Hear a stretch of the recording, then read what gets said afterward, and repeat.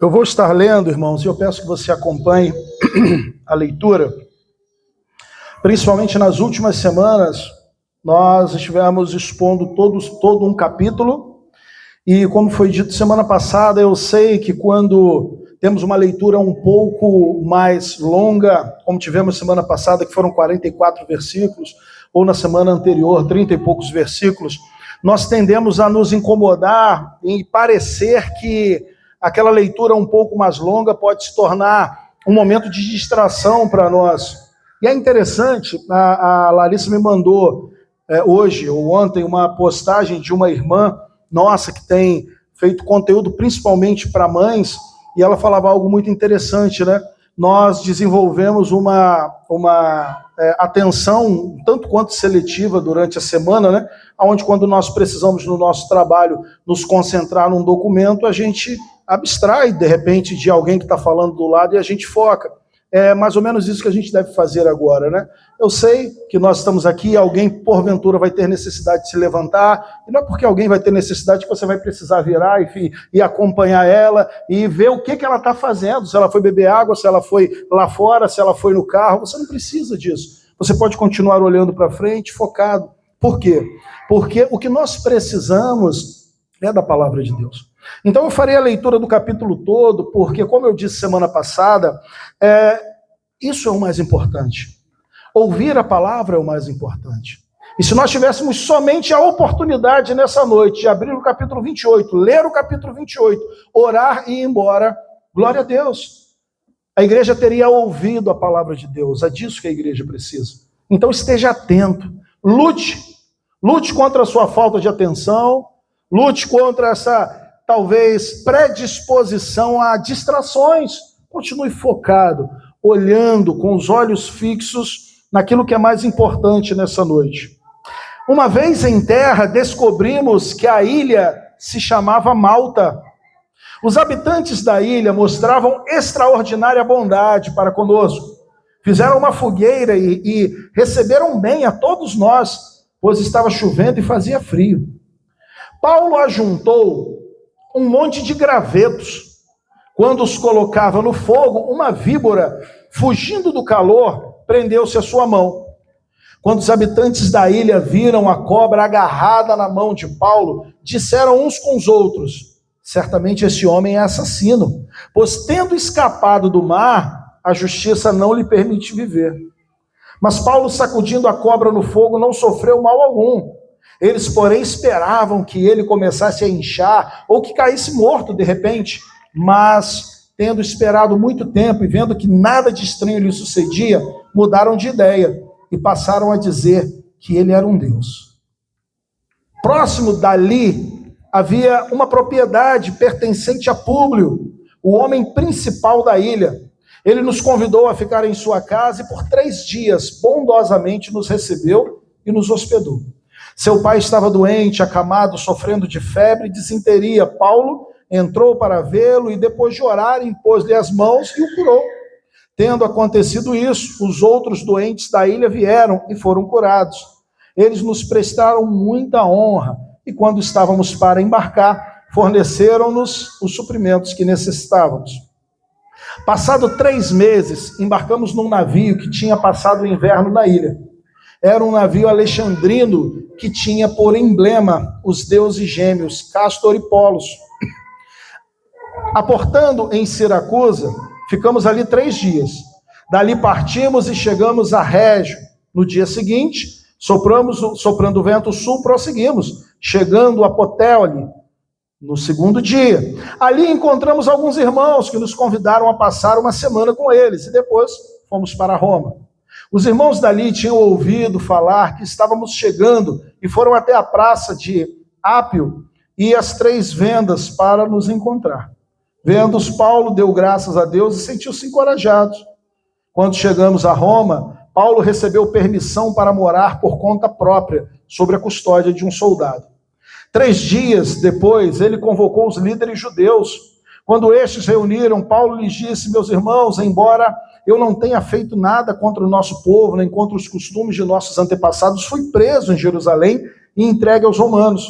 Eles nos interrogaram e queriam me soltar, porque eu não era culpado de crime algum e que merecesse a pena de morte.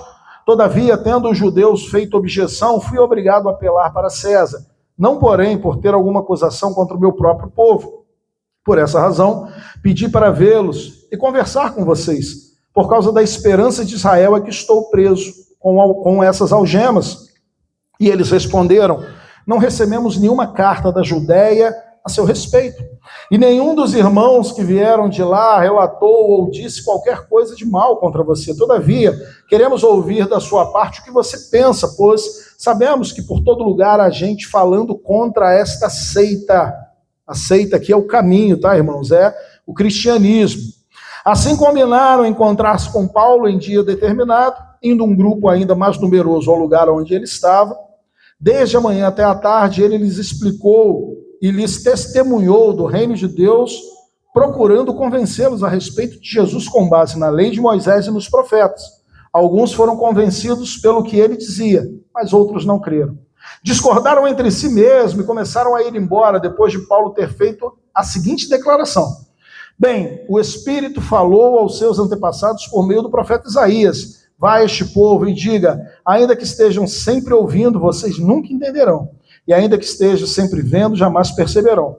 Pois o coração deste povo se tornou insensível, de má vontade, ouvindo com os ouvidos e fechando os olhos. Se assim não fosse, poderiam ver com os olhos, ouvir com os ouvidos, entender com o coração, converter-se, e eu os curaria. Portanto, quero que saibam que essa salvação de Deus é enviada aos gentios, e eles ouvirão. Depois que ele disse isso, os judeus se retiraram, discutindo intensamente entre si. Por 2 anos inteiros, Paulo permaneceu na casa que havia alugado e recebia a todos os que iam vê-lo. Pregava o reino de Deus e ensinava a respeito do Senhor Jesus Cristo, abertamente e sem impedimento algum. Vamos orar mais uma vez?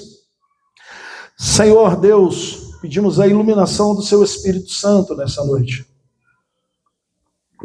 Não somos aptos, Pai, a entender as palavras eternas que estão diante de nós. Então pedimos, Deus, que o Senhor esteja entre nós e esta palavra, e iluminando, Espírito Santo, esta palavra em nossos corações, para que possamos aprender, entender, aplicar e praticar, Pai. Que de fato sejamos transformados pelo seu poder. Que a graça e a misericórdia do Senhor esteja sobre nós, igreja, e que possamos, Deus, ter uma visão clara daquilo que o Senhor deseja para cada um de nós. É isso que nós te pedimos, em nome de Jesus. Amém.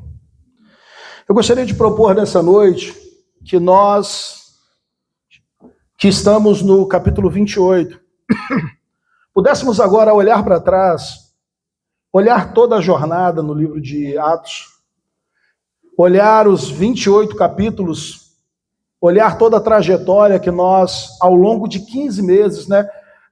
A primeira mensagem de Atos foi pregada no dia 3 de abril de 2025. Não foram 15 meses, porque nós tivemos algumas pausas e algumas séries, mas tivemos muitos domingos, e domingos abençoadores, onde vimos a igreja desde a semente, desde o nascedouro, desde a ordem de Atos 1:8, permaneçam em Jerusalém até aqui. O evangelho tomando o mundo. E eu gostaria de olhar, então, desta forma panorâmica, nessa noite em que nós estamos encerrando a série, e enxergar ensinos preciosos que nos alcançaram durante a nossa jornada no livro de Atos. E dando tema, então, a essa pregação, eu me apropriei do tema do pastor John Piper, e o tema é: não desperdice a sua vida. Porque se algo grita para nós, quando lemos o livro de Atos, e quando chegamos ao final deste livro, é que a nossa vida pode ser desperdiçada. Você pode viver anos e anos e anos neste mundo e ainda assim terminar a sua vida de uma forma que vai trazer tristeza, descontentamento, chegar à velhice, olhar para trás e ver que não construiu nada que seja eterno, mas apenas questões pueris, questões que irão se acabar aqui desta terra. Pensando em desperdiçar a vida, passando ali na rede social, aparece para mim uma convenção que está acontecendo nos Estados Unidos nessa semana, e eu achei muito interessante, irmãos, pensando em não desperdiçar a sua vida. Esta convenção, talvez você nunca tenha ouvido falar dela, e isso não é um problema, é uma convenção muito própria para um público muito específico. Pessoas que gostam muito de filmes e de quadrinhos e dessas questões. Heróis em quadrinhos e filmes e Marvel e tudo mais. Mas sabe o que me chamou a atenção? Eu fui lá pesquisar, né? Quantas pessoas participam dessa convenção? Chama-se Comic Con. Quantas pessoas? Este ano ainda não foi fechado o número, e aí a curiosidade foi em 2025. Quantas pessoas participaram da Comic Con? 150 mil pessoas. Quanto é 150 mil pessoas? É difícil a gente mensurar. E aí eu olhei aqui para o templo. E eu imaginei, se nós conseguíssemos tirar essas cadeiras e colocar 300 pessoas aqui, sentadas aqui em cima, aqui embaixo, aqui em cima na plataforma, 300 pessoas, nós iríamos encher 500 templos desse daqui. E aí, vendo um vídeo de ontem ou anteontem, estavam ali não sei quantas mil pessoas sentadas no auditório, está todo ele escuro, de repente num telão gigantesco, aparece o número 1, 2 e 3, as pessoas começam a ficar agitadas, elas começam a se inflamar, e de repente no centro aparece ali, né, Black Panther, Pantera Negra 3, as pessoas começam a vibrar e elas começam a gritar, e elas estão ali gritando, e de repente aparece o ator que vai para... E aí elas se levantam e elas aplaudem. E naquele momento eu pensei, não desperdice a sua vida. As pessoas estão ali, queridos, vibrando, glorificando alguns homens, exaltando outros, por um filme, por um desenho, por um quadrinho. E nós começamos a perceber que é muito fácil nós perdermos o foco daquilo que Deus nos chamou para fazer, de quem o Senhor nos chamou para ser. E Atos parece que nos traz novamente. Atos é este livro que vai nos capturar quando nós estamos desviando do caminho e nos trazer novamente para o centro desta vontade divina, nos mostrando, olha, você é igreja, é isso que você deve fazer. Esse é o caminho que você deve trilhar. São essas as atitudes que você deve ter. São essas as prioridades que você deve alimentar em sua vida. Então, não desperdice a sua vida.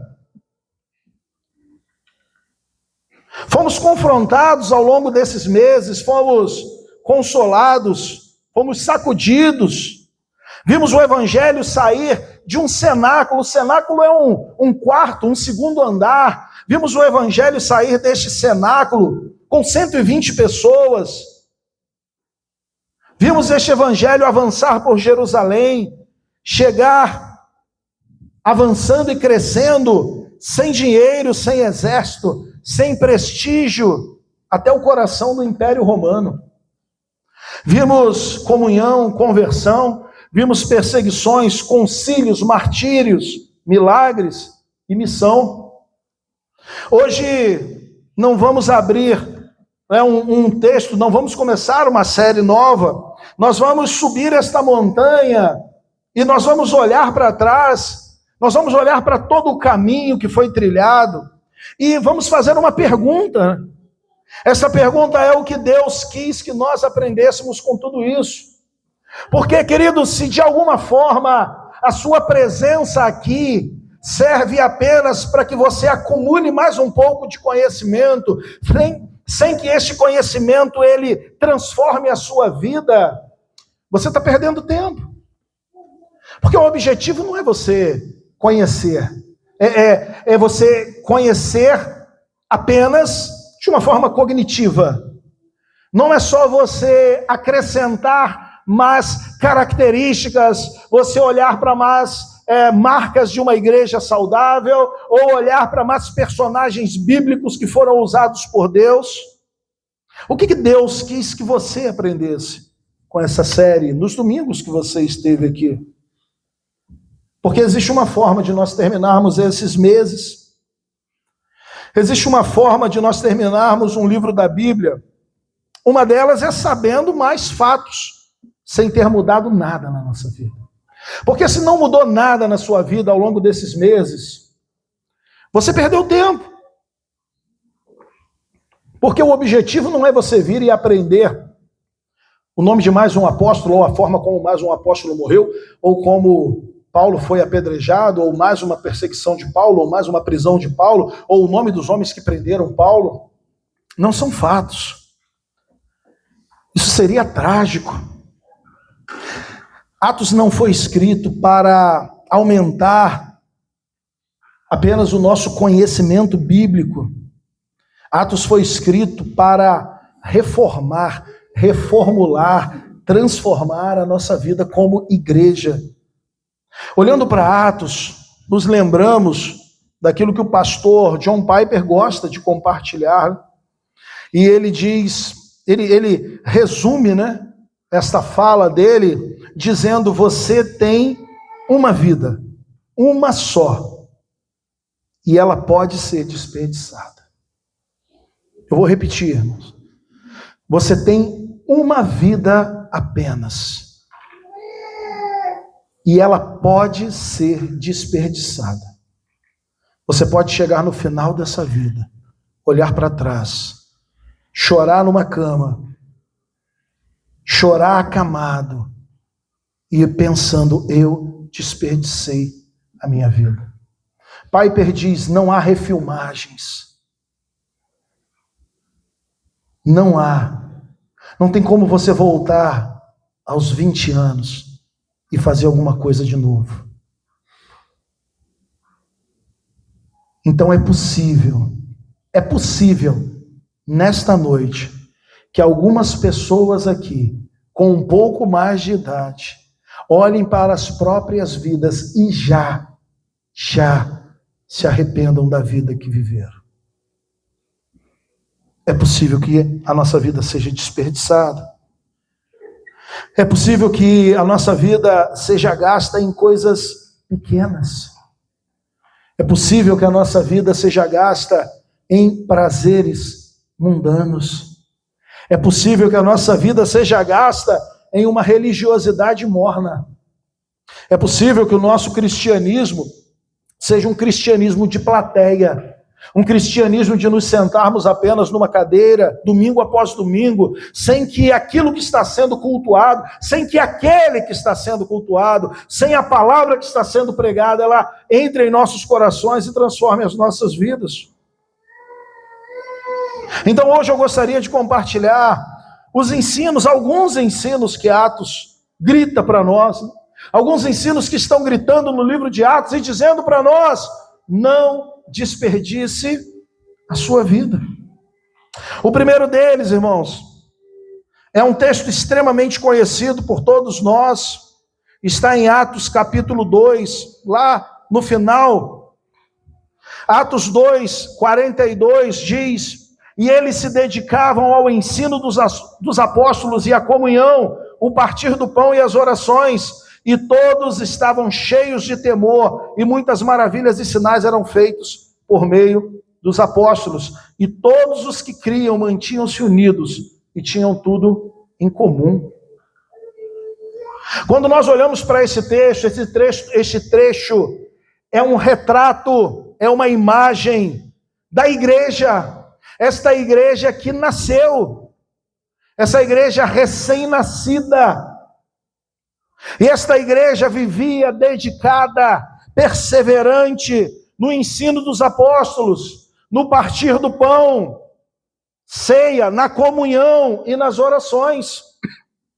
A primeira coisa que precisamos deixar claro, com toda a força, é que as escrituras, elas nos mostram que a igreja não foi uma ideia de homens. Então, se a igreja é esta instituição divina, se ela nasce por um desejo divino, é Deus quem faz com que essa igreja brote naquele solo e comece a avançar pelo mundo. O que Atos está gritando para nós é: não desperdice a vida em comunidade.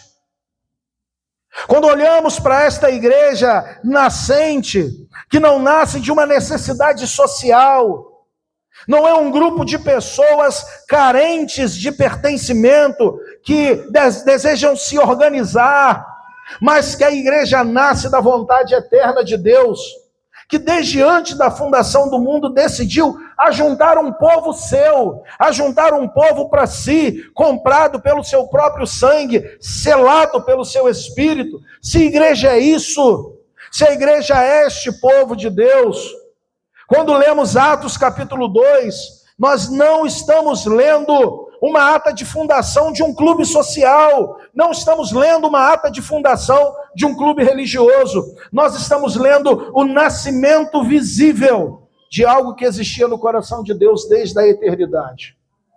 É isso que nós estamos vendo. E que tipo de povo é esse? Lucas nos dá as marcas centrais deste povo, logo de cara. Eles perseveravam. E aí eu fui procurar, né? O que a palavra perseverar significa para a gente, né? Insistir. Perseverar é insistir. Mas o que a palavra perseverar significa aqui? Quando Lucas pega a sua pena e no grego escreve, eles perseveravam. O que Lucas estava querendo dizer?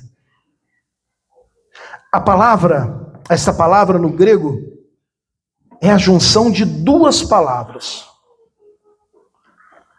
É a junção da primeira palavra, que é prós, e esta primeira palavra prós, ela tem por significado estar junto, colado, próximo. Esta palavra tem na sua raiz resistência e força. Então, resistência e força, estar junto, colado e próximo. Não é um entusiasmo momentâneo, não é um fervor que dura 3 dias, é algo muito maior do que isso. É um soldado, a palavra perseverança utilizada por ele, é um soldado em prontidão. Então essa palavra era usada do exército para o soldado em prontidão. Essa palavra era usada para um barco amarrado que não sai do mesmo lugar quando a maré puxa ele. Então a palavra era usada quando alguém amarrava o seu barco, e ele era amarrado de forma que quando a maré puxava, ele estava tão bem amarrado que a maré não conseguia puxar ele. Eles se agarraram, então, o que o texto está dizendo é que essas pessoas que agora fazem parte da igreja, elas estão juntas de uma forma, elas estão ligadas de uma forma tão poderosa, agarradas de uma forma tão poderosa a quê? A doutrina dos apóstolos, a comunhão, ao partir do pão e as orações. E elas não largavam isso de forma alguma. Repare também que além dessas marcas, além dessas pessoas que agora fazem parte desta família, e elas estão unidas nesta forma tão poderosa, elas estão unidas desta forma tão diferente, nós vemos outras marcas desta igreja, que não é uma ideia humana. Nós vamos ver em Atos capítulo 4, que esta igreja, sobre ameaça, ela ora. E ela ora não pedindo alívio, mas pedindo coragem. Lembra? Lá em Atos 4, quando eles estão orando após uma perseguição e prisão de Pedro, e Pedro então é solto da cadeia, e Pedro vai então para a casa da mãe de João Marcos, e a igreja está reunida orando, e quando eles oram, eles dizem: Senhor, nos dê coragem para continuarmos pregando, para continuarmos avançando. A igreja se espalha sobre a perseguição e continua pregando e não se esconde. Atos capítulo 8. Começa então uma perseguição, mas o que acontece? A igreja avança e ela continua pregando o evangelho, mesmo debaixo do chicote da perseguição, mesmo debaixo das incertezas. A igreja se reúne para resolver conflitos teológicos, problemas teológicos, Pega a Escritura, abre a Escritura e estuda junto Atos capítulo 15. Quando eles querem saber o que a gente vai impor aos gentios, e o que a gente faz e o que não faz, eles se juntam, eles sentam, eles abrem a Bíblia e eles estudam junto a palavra. Isso é uma igreja bíblica. É isso que uma igreja bíblica faz. O que nós temos em Atos 2 não é uma sugestão, é a forma como a igreja ela deve viver. Quando olhamos para a igreja, nós vemos que a igreja não é uma instituição meramente humana, organizada de baixo para cima, mas uma criação sobrenatural de Deus, formada e sustentada pelo Espírito Santo. A igreja é a obra da graça de Deus, do início ao fim. Não é um agrupamento de voluntários. Isso muda tudo na forma como nós enxergamos a igreja. Quando olhamos a igreja como essa instituição bíblica, como essa instituição que foi nascida, gerada pelo Senhor para viver desta forma, como nós vemos no livro de Atos. Imagine um corpo humano, irmãos. Imagine um corpo em que cada célula decide por conta própria viver do seu próprio jeito. Se hoje ela vai colaborar com o organismo ou não, ela decide. Então as células, cada uma decide em autonomia e decidem cada uma ir para um lado. O coração decide bater só quando for inspirado a bater. Se ele não sentir um quentinho, se ele não se arrepiar, ele não bate, porque ele agora decidiu bater somente quando ele se sente inspirado. O pulmão, por sua vez, respira só quando for conveniente. Quando não for conveniente para ele, ele não respira. Isso não é um corpo vivo. Isso é um corpo em decomposição. Porque a decomposição é exatamente isso, né? As partes param de funcionar como uma unidade e cada uma segue o seu próprio caminho. Muitos cristãos hoje tratam a igreja local dessa forma. Eu sirvo quando é conveniente, ou eu respondo servindo, ou fazendo alguma coisa na igreja quando eu sinto algo, quando eu me inspiro com alguma coisa, e se não me inspiro, ou então eu só faço aquilo que eu quero fazer. Tem uma necessidade ali, não, mas essa daí eu não acho que é legal, não acho que eu devo fazer, não quero fazer essa, eu quero fazer essa daqui. E muitos vivem dessa forma. E o que nós aprendemos em Atos? Aprendemos que devemos servir, que somos um corpo, que estamos juntos, que trabalhamos em sintonia, que trabalhamos em comunidade. Somos membros de um mesmo corpo. Você tem desperdiçado a sua vida em comunidade? Você tem desperdiçado sua vida fora da comunhão real do corpo de Cristo? Não estou perguntando se você frequenta o culto. Nem estou perguntando se você vem à escola bíblica, porque é muito possível que você frequente o culto, que você venha na escola bíblica, que você até mesmo contribua e ainda assim esteja desperdiçando sua vida em comunidade. Esteja vivendo uma vida completamente solitária, uma vida em que você pensa, eu até gosto, mas não preciso estar tão próximo dos irmãos. Isso seria um desastre, irmãos. Estou perguntando se você está colado, assim como aquela palavrinha perseverante, aquela dedicado que nós vimos lá. Se você está colado na doutrina que a igreja ela ensina. Estou perguntando se você está colado na comunhão real entre os irmãos. Essa comunhão que às vezes nos espeta, que às vezes uma cotovelada na nossa costela e a gente também, porque nós somos homens e pecadores e nem sempre nos entendemos tão bem, mas então perdoamos uns aos outros e estamos colados uns aos outros. Percebe? Essa comunhão real com os irmãos que sabem o seu nome, que sabem a dor do outro.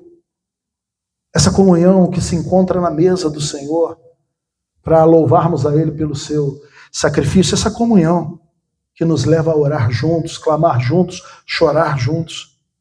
Você não foi salvo para viver de uma forma solitária. Cristãos não vivem de forma solitária.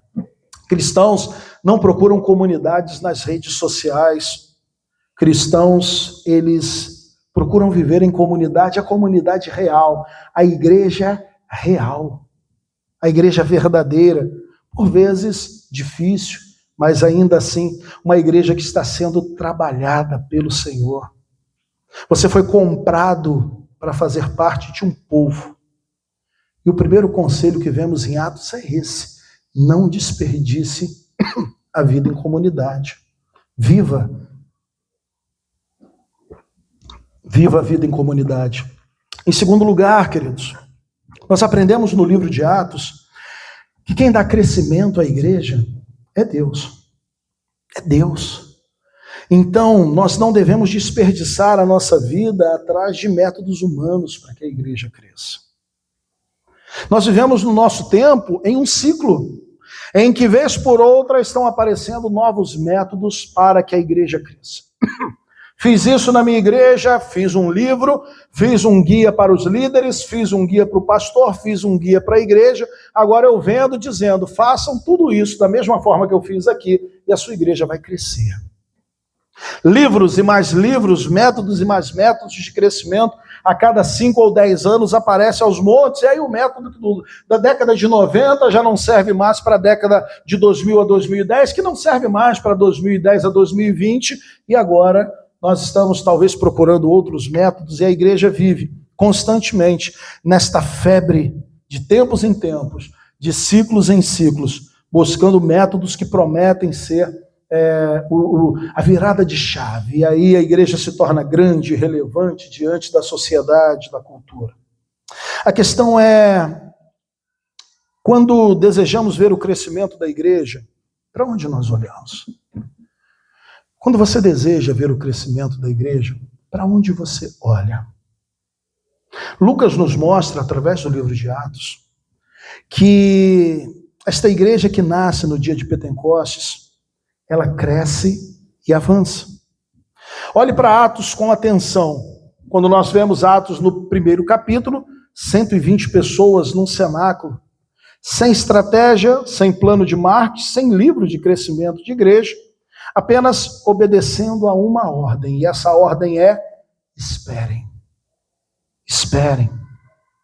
Depois 3.000 convertidos no único dia, não porque Pedro tinha um discurso motivacional inspirador, mas porque o Espírito Santo agiu através da pregação de Pedro. Depois, crescimento diário, Atos capítulo 42, na verdade 47, 2:47 diz, louvando a Deus e tendo a simpatia de todo o povo, e o Senhor acrescentava todos os dias os que iam sendo salvos. Então vemos uma comunidade crescendo, crescimento diário, sustentado não por programas, mas por uma comunidade que vivia de um jeito radicalmente diferente que a cidade inteira reparava. E depois, e isso é impressionante, através de disciplina. Quando um casal, ele decide mentir, sem nenhuma necessidade, né? Porque eles decidem vender uma propriedade, traz essa propriedade para os apóstolos, ninguém pediu que eles vendessem aquela propriedade, ninguém perguntou o valor que eles venderam a propriedade, eles podiam ter vendido e dado a oferta que eles quisessem, mas então eles vão lá, primeiro o esposo e depois a esposa, dizendo que eles, olha, o esposo, eu estou trazendo aqui todo o valor, e Pedro diz, todo o valor? E ele diz, sim, todo o valor, e era mentira, e ele é fulminado ali, ele morre ali, e a sua esposa logo depois, Ananias e Safira. Sabe o que acontece na sequência desse texto, quando a disciplina de Deus ele desce sobre essas pessoas, e era um problema dentro da igreja? O texto diz que a igreja cresce. De uma forma impressionante, a igreja cresce quando a igreja em amor aplica a disciplina. Um episódio de disciplina tão severo que gerou temor santo na cidade. E aí as multidões continuavam a serem alcançadas. Você percebe o padrão? Em nenhum desses momentos o crescimento veio de um método humano bem executado. Ele veio da soberania de Deus, através de um povo obediente. Isso não significa, irmãos, eu não estou falando que estratégias, nós temos uma estratégia, nós vamos evangelizar primeiro nessa área, vamos discipular depois nessa daqui, vamos montar uma programação e levar para a praça do nosso bairro. Eu não estou dizendo que estratégia de organização, sabedoria da igreja, sabedoria pastoral, isso é um problema. O que eu estou dizendo é que nós não podemos nos agarrar a essas coisas. Atos 6 nos mostra a organização, né? Separe homens, sirva e resolva o problema que nós estamos tendo com as viúvas. Esse não é o problema. Mas a fonte do crescimento nunca foi o método. A fonte do crescimento sempre foi Deus. E é isso que nós precisamos aprender. Paulo escrevia depois, né, aos Coríntios, Paulo escrevendo depois aos Coríntios, ele ia dizer, e resumir, né, dizendo, olha, um planta, o outro rega, mas quem dá o crescimento é Deus. Agora, a igreja moderna, ela vive correndo através dessas fórmulas. Programas de crescimento, estratégias, porque ainda não admitem, não querem se submeter em obediência ao ponto principal, ao ponto focal daquilo que nós estamos falando aqui. Quem dá o crescimento é Deus. E deixa eu te dizer uma coisa, irmãos, que talvez alguns estejam interpretando o que eu estou falando de uma forma talvez diferente da que eu esteja falando, então eu quero deixar bem claro. Talvez alguém esteja olhando para bancos vazios dizendo assim, aí, está pregando e falando que é Deus, exatamente eximindo-se do compromisso ou da responsabilidade. Quem dá o crescimento é Deus, e é Ele quem dá o crescimento. Agora, isso quer dizer que nós não temos responsabilidades? Não. O que Atos nos ensina é a nossa responsabilidade, a nossa ação no crescimento da igreja é sermos obedientes à palavra de Deus. E aí a minha pergunta para você nessa noite é: o quão obediente você tem sido à palavra de Deus? Percebe? O quão obediente eu tenho sido à palavra de Deus. O quanto nós temos servido de uma forma obediente e bíblica a igreja de Jesus Cristo. Como nós temos evangelizado fora do ambiente, óbvio, né? Na faculdade, na escola, no trabalho, no bairro, aos vizinhos, aos familiares. Como nós temos sido obedientes à grande comissão, como nós temos sido obedientes. Percebe? Podemos inventar um método? Podemos, vamos juntar aqui. E vamos criar métodos para que a igreja cresça. Comece a dar dinheiro, a igreja vai crescer. Comece a dar aquilo que as pessoas querem, comece a oferecer aquilo que elas querem, a igreja vai crescer. Doente, inchada. Agora, quer um crescimento verdadeiro? Olhe para Atos. Olhe para esta igreja obediente. Olhe para esta igreja que vive o evangelho, se agarra ao ensino dos apóstolos, à comunhão entre os irmãos, discipulado, oração, partir do pão. Este é o ponto, o qual nós estamos disponíveis, a mergulhar de fato na doutrina bíblica e crescer da forma que o Senhor deseja que cresçamos, gastando tempo, irmãos. Sabe qual é o problema, irmãos? Vamos ser claros aqui. Estamos em família, tínhamos uma visitante aqui, precisou sair, e agora a gente está só em casa. Porque eu já considero o senhor aqui da igreja, tá, meu irmão? Pai do Lucas ali, a mãe, não são mais visitantes. Vamos ser claros. Sabe qual é o problema de crescer nos moldes bíblicos? É que eu vou precisar desligar a Netflix lá de casa. Sabe qual é o problema? É que eu vou precisar sair numa noite fria, depois de ter chegado cansado do trabalho, e investir 1 ou 2 horas na vida de alguém, discipulando essa pessoa, orando com essa pessoa. E aí no outro dia você vê uma postagem dessa pessoa fazendo besteira de novo, e aí você ora por ela, e no outro dia você vai lá de novo, e você investe a vida. É vida na vida. Queremos crescer, queremos métodos. Por quê? Porque são simples. São simples, e por serem simples, eles precisam estar sendo renovados o tempo todo. Por isso que a cada 5 anos aparece um método milagroso para fazer a igreja crescer. Quem faz a igreja crescer? Deus. Vemos isso no livro de Atos. É isso que Atos quer nos ensinar. Então, irmãos, querem ver a igreja crescer? Desliguem a Netflix. Jovens, querem ver a igreja crescer e serem usados por Deus? Peguem os seus aplicativos e apaguem esses aplicativos do celular. Querem ver a igreja crescer? Leiam a Bíblia. É dela que nós precisamos. Eu louvo a Deus por muitos homens influentes, usados por Deus, homens santos como Tim Keller, John Piper, Augustus Nicodemos, Hernandes, Jonas, Franklin, são nossos irmãos, são homens abençoados, alguns já morreram. Eu brinquei com o Lucas, né? Essa semana precisamos conversar mais com os mortos. Que mortos são esses? Charles Spurgeon, Martin Lloyd Jones, Jonathan Edwards, David Brainerd. Precisamos desses gigantes. Vamos nos apoiar nos ombros deles. Glória a Deus. Mas acima de todos eles, nós precisamos da Bíblia. Acima de todos esses homens e de todos esses escritos, nós precisamos nos voltar para Paulo, nós precisamos nos voltar para João, nós precisamos nos voltar para Isaías, precisamos nos voltar para Jeremias, precisamos olhar para Jó, precisamos olhar para Ruth e Esther, precisamos olhar para Apocalipse. Nós precisamos da santa palavra de Deus. E a pergunta é: queremos ver a igreja crescer? Queremos, mas deixa eu te fazer uma pergunta: eu não vou perguntar quantas horas não, porque eu não quero te constranger, mas quantos minutos você gasta lendo a Bíblia todos os dias? Eu não quero te constranger, irmão. Então eu pergunto a você: quantos minutos?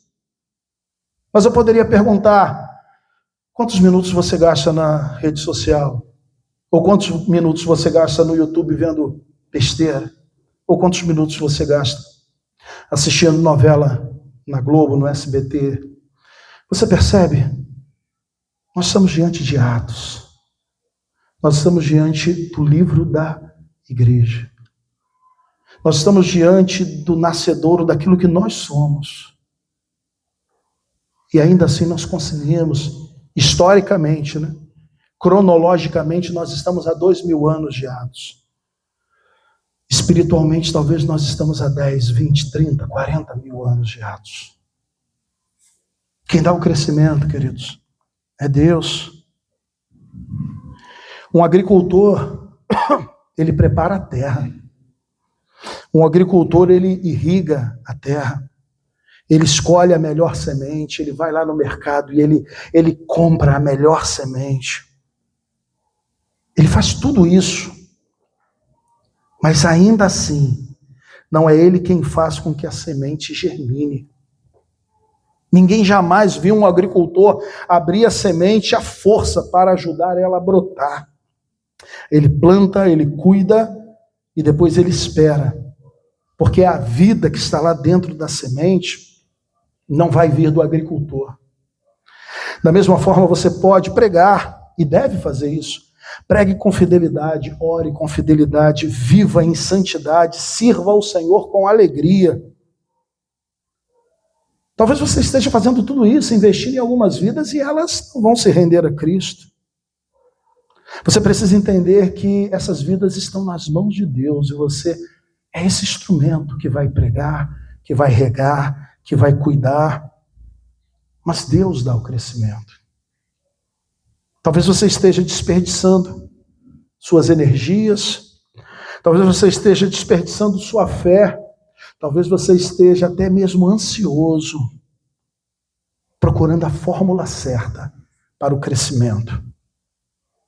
Talvez seja o crescimento da igreja ou até mesmo do seu ministério pessoal, né? Quando deveríamos simplesmente estar buscando na palavra como sermos fiéis a Deus, como sermos fiéis àquilo que Deus já estabeleceu. Deus não está mostrando mais nada novo, está tudo na Bíblia, tudo. Foi fechado ali, está tudo fechado, selado.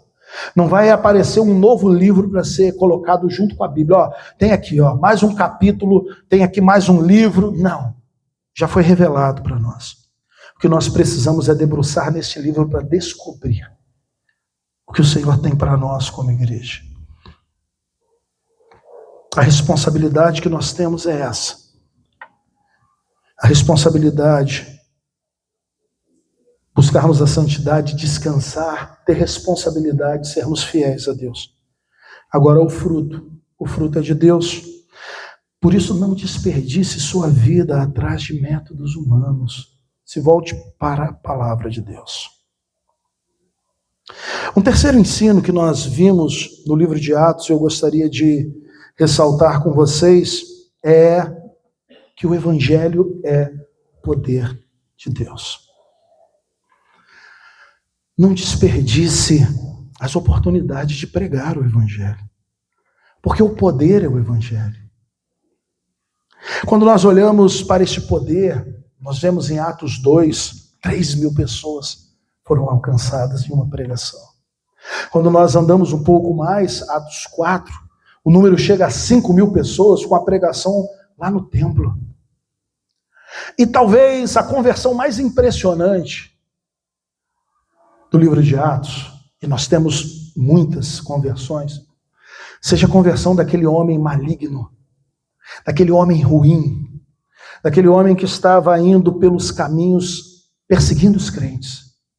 Ele era um fariseu, alguém instruído na lei, alguém que tinha raiva dos seguidores de Jesus Cristo, e ele consegue autorização para poder prender, para poder bater nessas pessoas. E ele então vai, e não contente apenas em persegui-los em Jerusalém, ele consegue cartas para sair de Jerusalém e perseguir esses em outras cidades.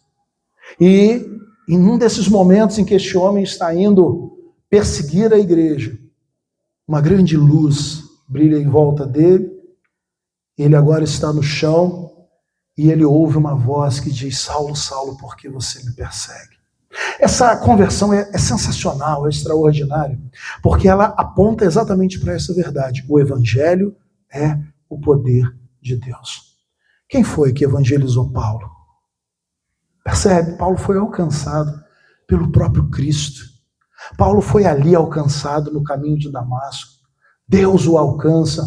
Assim como talvez você conheça alguém que foi alcançado, e eu conheço, que foi alcançado em casa lendo a Bíblia, era mundano. Mas um sábado não se sentiu bem, não foi para a balada, pegou a Bíblia que estava no móvel, começou a ler, e daqui a pouco aos prantos estava de joelhos. Ou um jovem que eu conheci numa favela no Rio, favela do Faz Quem Quer, fazendo um trabalho missionário alguns anos atrás, e ele disse: todos os dias eu passava de ônibus num muro, e aquele muro tinha um versículo bíblico, e ele tinha um versículo gravado, né? E ele falou: eu passava lá quase todos os dias e lia aquele versículo, todos os dias eu lia aquele versículo, até que um dia, quando eu passei, eu li aquele versículo, e eu senti que Cristo estava me alcançando naquele momento. O Evangelho é o poder de Deus.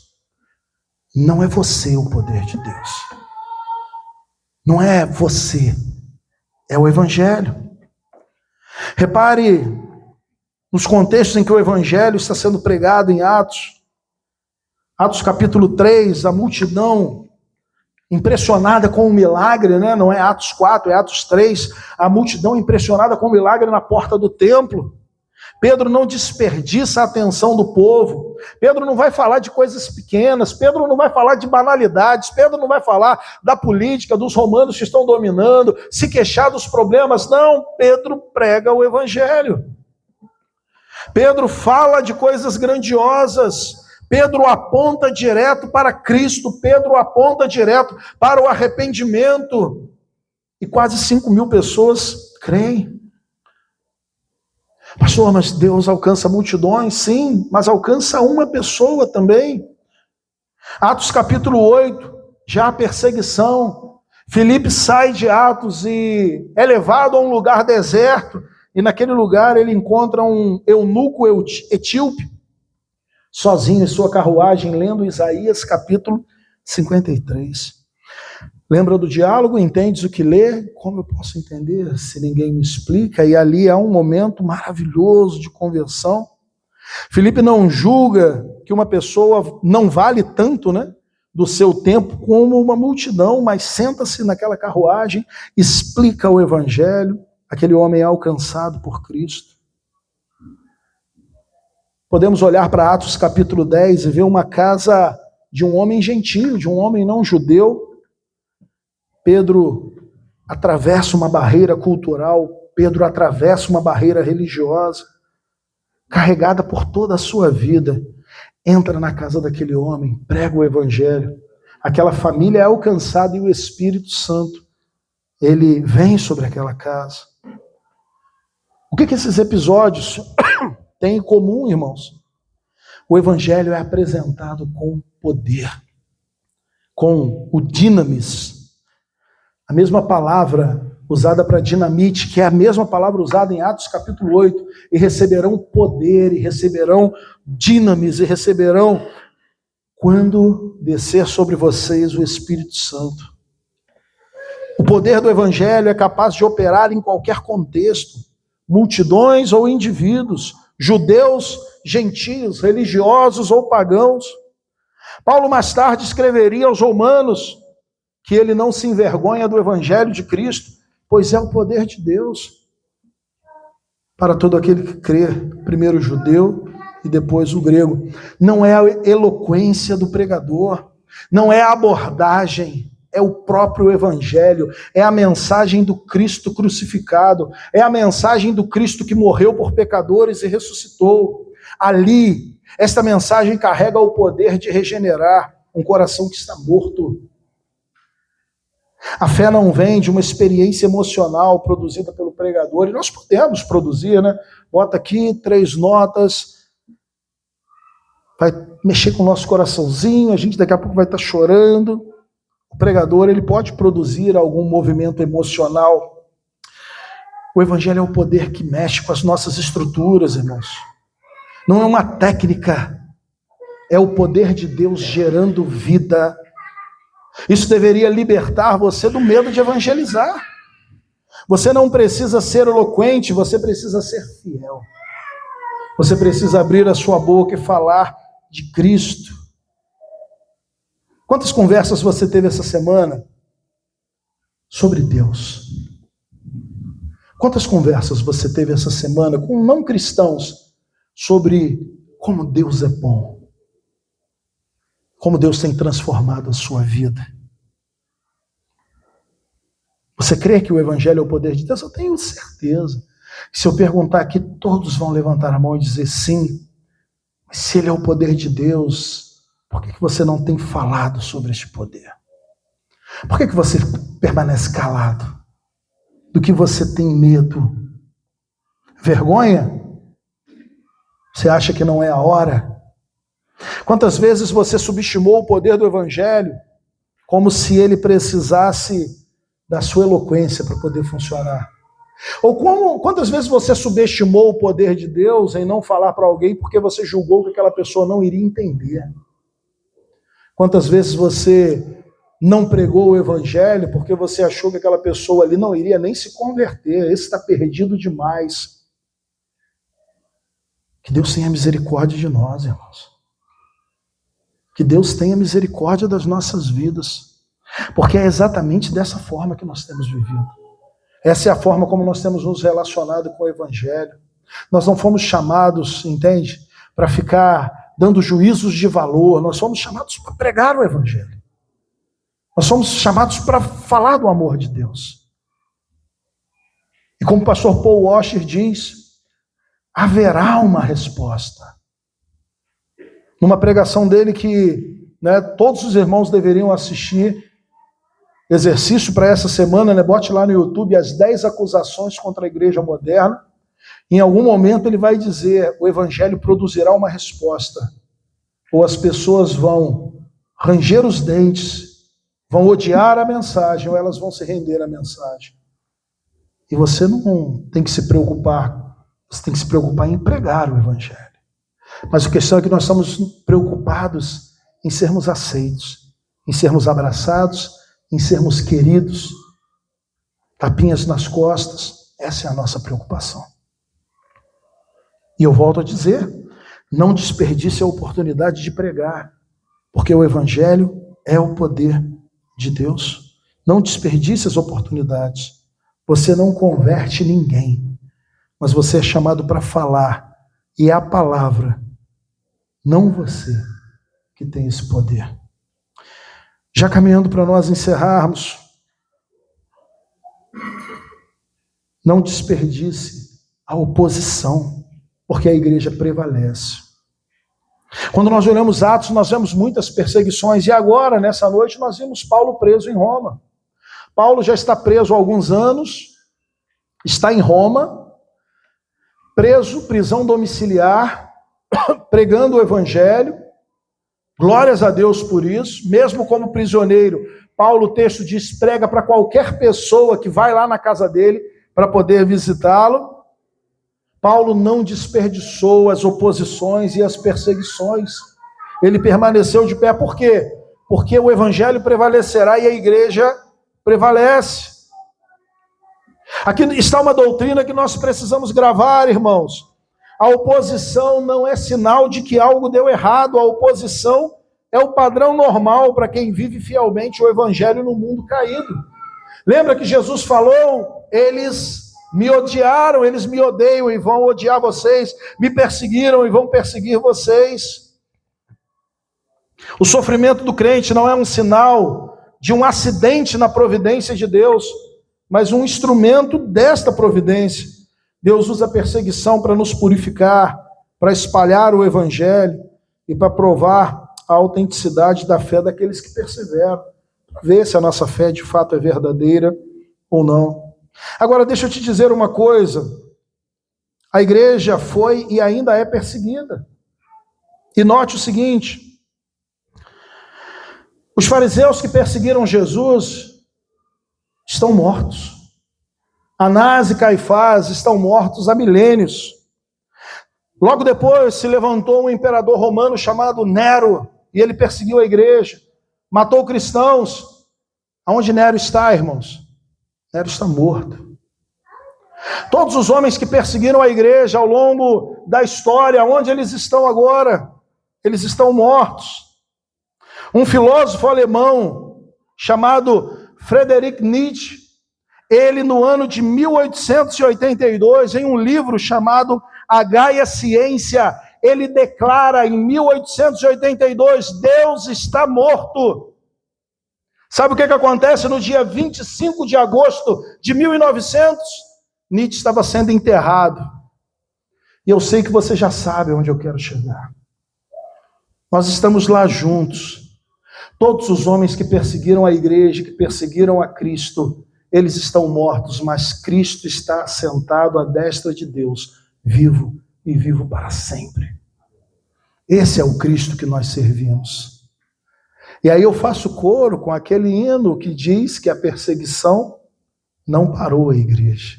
E não vai parar a igreja, porque a igreja prevalecerá. Cristo está à destra do Pai vivo, e podem aparecer quantos filósofos forem, podem aparecer quantos ativistas forem, podem aparecer quantos Neros e quantos imperadores e quantos presidentes tentarem aniquilar e matar a igreja. Sabe o que acontecerá no final? No final a igreja estará glorificada, entrando com Deus na Nova Jerusalém, e todos esses homens estarão mortos, porque Cristo vive. Cristo está vivo. Eles estão mortos, mas o Deus vive. O rei está agora governando. O rei governa todas as coisas. Deus continua no comando de todas as coisas. Vida longa ao rei, irmãos. Vida longa ao rei. E eu termino então. Não desperdice o Espírito Santo. Atos 1:8, e recebereis poder quando descer sobre vós o Espírito Santo, e sereis minhas testemunhas em Jerusalém, Samaria, Judeia e até os confins da terra. Não desperdice o Espírito Santo. Paulo queria entrar em Roma, e de fato entrou. Paulo queria evangelizar em Roma, e de fato está evangelizando, mas talvez ele pensou que entraria como missionário, mas entrou como um prisioneiro. Paulo está preso em Roma, prisão domiciliar. Em algum momento ele vai sair da prisão domiciliar e vai para uma masmorra, onde ele escreve, por exemplo, a segunda carta a Timóteo, dizendo: Timóteo, combati o bom combate, acabei a carreira, guardei a fé, e agora a coroa da justiça me está reservada, e não só a mim, mas a todos aqueles que amarem a sua vinda. Paulo vai dizer para Timóteo: Timóteo, na minha primeira defesa, ninguém estava comigo, mas Deus estava. Paulo foi abandonado, Paulo estava deixado de lado. Paulo estava preso em Roma, em uma masmorra, sendo talvez atendido por Lucas, que durante todo esse período estava ali com ele. Mas a grande questão, irmãos, é que Paulo era um homem cheio do Espírito Santo, e ele não desperdiçou essas dificuldades preso em Roma com algemas nos braços, mas o evangelho continuava sendo pregado. Em uma carta de Paulo ele diz: eu preguei para toda a guarda pretoriana, toda a guarda do imperador, ouviu o evangelho. Paulo criou um problema social em Roma, porque esses soldados ouviam o evangelho e estavam abandonando as suas funções de soldados. Paulo foi um homem que continuou pregando, não desperdiçou o Espírito Santo. Se você prestar atenção na estrutura do livro inteiro, vai perceber algo surpreendente. O verdadeiro protagonista de Atos, irmãos, não é Pedro, não é Paulo, não é Barnabé, não é Timóteo, não são os apóstolos. O verdadeiro protagonista do livro de Atos é o Espírito Santo. Do capítulo 1 ao capítulo 28, a pessoa divina não é uma força, não é uma energia, é uma pessoa viva, ativa e soberana. O Espírito Santo capacita-nos para que possamos dar testemunhos, Atos 1:8. O Espírito dirige as viagens missionárias, abrindo e fechando portas, Atos 16. Ele derruba barreiras étnicas entre judeus, samaritanos, guardando a santidade da comunidade, Atos capítulo 5. Ele forma líderes, segundo o critério espiritual, não líderes políticos, Atos capítulo 20. Ele sustenta a alegria da igreja, mesmo debaixo das perseguições, Atos capítulo 13. Não é exagero dizer que este livro deveria se chamar Atos do Espírito Santo, porque tudo que os apóstolos fizeram, tudo que nós fazemos hoje, são dirigidos pelos atos do Espírito Santo. O Espírito Santo, na era da igreja, aplica pessoalmente a obra redentora de Cristo. Regenera, ilumina, capacita e santifica. É aqui que está o ponto que dói. Porque a gente ouve essas coisas e fala, glória a Deus, coisa maravilhosa.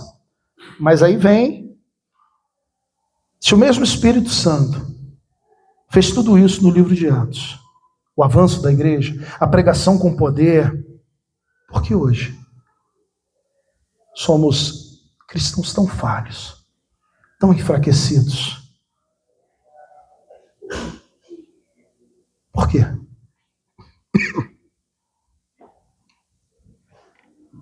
Se olhamos para o Espírito e vemos como ele agiu não só no livro de Atos, né? Ao longo da história, ao longo de homens, ao longo de mulheres, né? Servos do Senhor, por que não vivemos debaixo desse poder, desta graça? Por que a nossa vida cristã é tão morna? Por que a nossa vida cristã é tão sem poder, tão previsível? A resposta muitas vezes é simples, mas extremamente desconfortável. Nos falta o Espírito Santo.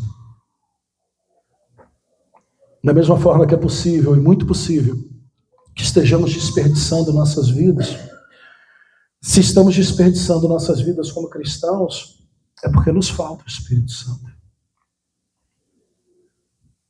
Nos falta o Espírito Santo. Pecamos, não confessamos nossos pecados, temos os nossos celulares na madrugada, olhando conteúdos que não edificam, alimentamos conversas dos ambientes sociais que não deveríamos participar delas. Temos imagens nesse celular que você está usando aí agora, que se nós pedíssemos para olhar todas as suas fotos e imagens que você tem trocado com outros amigos ou talvez com outras pessoas do sexo oposto, você não permitiria que a gente olhasse o seu celular. Não é possível que estejamos tão mortos, irmãos, que não percebamos que tem alguma coisa errada. Não é possível chegar diante do final do livro de Atos e pensar, está tudo bem. Obrigado, Senhor. É a nossa história. E a gente está seguindo na mesma pegada. A gente está indo no mesmo ritmo, Senhor. Obrigado. Está aqui, ó. A gente está do mesmo jeito que os nossos pais estavam aqui. Não é possível, irmãos.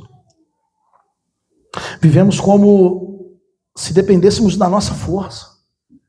Vivemos como se dependêssemos do nosso talento, das nossas organizações. Relegamos o Espírito Santo.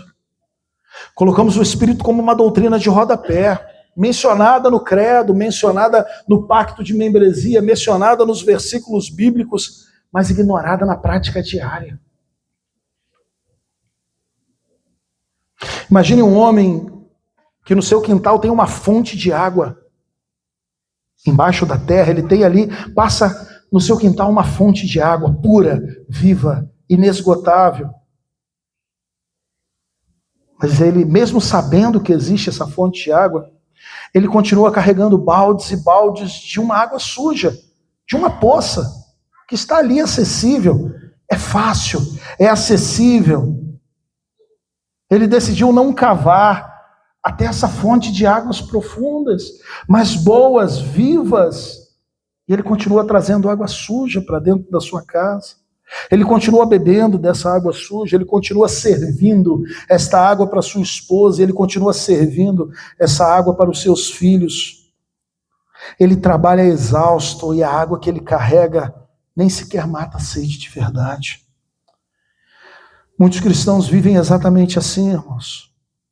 Com o próprio Espírito Santo habitando neles, né? Temos essa fonte, mas vivendo, ao invés de buscar o Espírito Santo para viver em nós, para habitar em nós, vivemos pelo nosso próprio esforço, pegando baldes de água suja, porque não queremos nos render à necessidade de depender minuto após minuto dessa fonte inesgotável que é o Espírito Santo. Você tem tentado viver a vida cristã, testemunhar, servir, preservar em santidade, com as suas próprias forças? Enquanto o Espírito que ressuscitou Jesus dentre os mortos, ele está ali, disponível, né? Acessível a nós. Não desperdice o Espírito Santo vivendo de uma forma totalmente sua.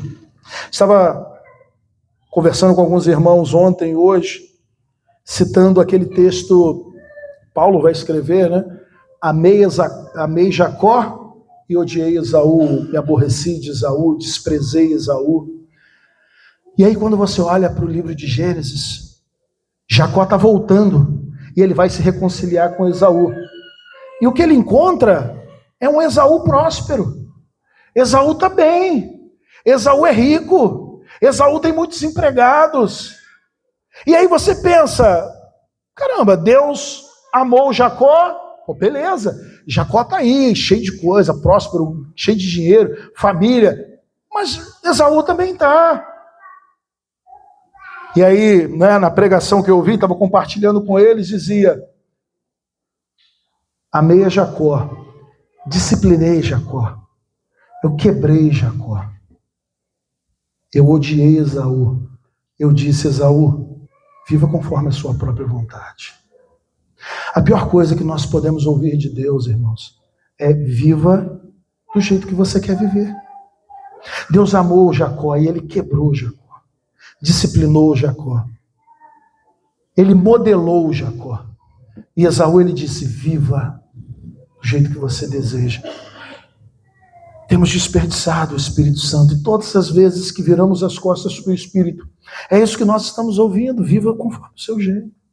Viva do seu jeito, faça do seu jeito. É uma frase famosa aí de fora, né? Faça do seu jeito. Fazer do seu jeito é morte, irmãos. Fazer do seu jeito é morte. E quando você faz do seu jeito, você desperdiça a sua vida. Se volte para o Espírito, clame a Ele, ore a Ele, dependa dEle, peça a Ele, obedeça a Ele. Quando Ele mostrar algo que você precisa mudar, porque Ele nos convence do pecado, nos convence da justiça e do juízo. O Espírito não é uma doutrina, é uma pessoa. Por isso nós devemos nos render a Ele. Eu concluo.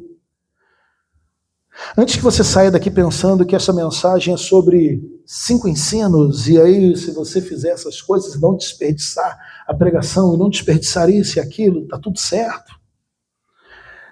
Eu preciso te lembrar de uma coisa que é fundamental. Porque senão eu teria pregado moralismo e não evangelho. E o que eu vou te lembrar é, repare como Atos termina. Atos não termina com Paulo triunfante. Atos não termina com Paulo livre, nem com Paulo sendo celebrado pela igreja. Atos termina com Paulo preso em Roma, em uma prisão domiciliar. E o último versículo diz que ele pregava o reino de Deus sem impedimento. Lucas termina a história propositalmente em aberto. Você percebeu isso? Atos não tem um final. Atos não tem um ponto final. Está em aberto. Porque a história de Atos não acabou. Ela continua até hoje, através de nós. A razão de continuarmos não é a genialidade dos apóstolos. A razão de continuarmos é que Cristo Jesus, o mesmo que ascendeu aos céus no capítulo 1, está assentado, reinando, intercedendo e enviou o seu próprio Espírito para continuar aquilo que ele começou. É disso que você tem que ser lembrado no final. Toda a igreja de Atos 2 existe porque Cristo morreu e ressuscitou. Todo o crescimento de Atos existe porque Cristo é quem edifica a sua igreja e não o homem. Todo o poder na pregação existe porque é o evangelho de Cristo, o Cristo crucificado, que salva e não a nossa eloquência. Toda vitória sobre a oposição existe porque Cristo já venceu a morte e nenhuma perseguição pode desfazer isso. E o próprio Espírito Santo só habita em nós porque Cristo, ao subir, prometeu que iria enviá-lo, o Espírito de Cristo, que aplica em nós tudo que Cristo comprou na cruz. Então, se você sair daqui hoje tentando se esforçar mais para não desperdiçar a sua vida, você entendeu tudo errado. O convite de hoje não é se esforce mais. O convite de hoje é olhe para Cristo. Olhe para Jesus. Foi Ele quem não desperdiçou nada. Percebe? Ele não desperdiçou nenhuma gota do seu sangue. Ele não desperdiçou nem um segundo da sua obediência, da sua vida em obediência a Deus. Foi uma obediência perfeita, exatamente para comprar, com um preço infinito, uma vida que você pode estar desperdiçando em pecados, rumo à morte eterna. Por isso que torna ainda mais confrontador o tema. Porque você pode estar desperdiçando a sua vida. Mas lembra que a sua vida não é mais sua? Que Cristo te comprou?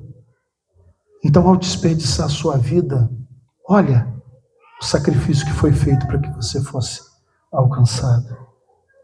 Se você hoje nunca se rendeu a Ele, este é o primeiro e único passo que precisa ser dado. Né? Arrependa-se e creia no Evangelho.